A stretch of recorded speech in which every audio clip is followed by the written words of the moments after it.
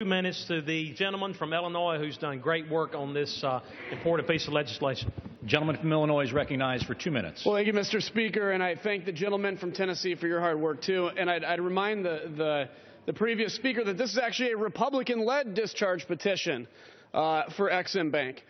We could have avoided this. None of us celebrate being here right now as Republicans, but the time to deal with the issue of ExIm Bank was on the committee.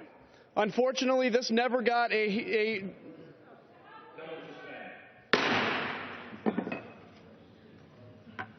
Members will please take your conversations off the floor.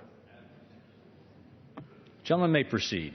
Well, thank you, Mr. Speaker. You know, unfortunately, this could have gone through the committee. This could have been voted on in committee, and it could have come to the floor in what people would consider a more regular order way than this. However, that didn't have the opportunity. Mr. Speaker, my district is the 16th district in Illinois. And I'll tell you what, they're not worried about discharge petitions and things. When people talk about regular order and internal politics of what's going on here, what they care about is the fact that it is a heavy manufacturing district, and they want to be able to go to work tomorrow.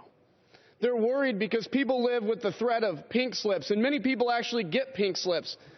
And unfortunately, in July, the charter for ExIm Bank, which put a lot of the manufacturing suppliers of the aerospace industry in a disadvantage in my district compared with those that supply to Airbus and other companies around the world.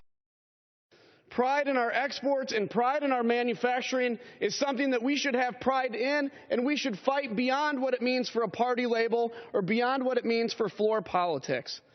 Mr. Speaker, the opponents of reauthorization live in a world where the politics of purity trump the realism of today and of the economics. Here's the reality.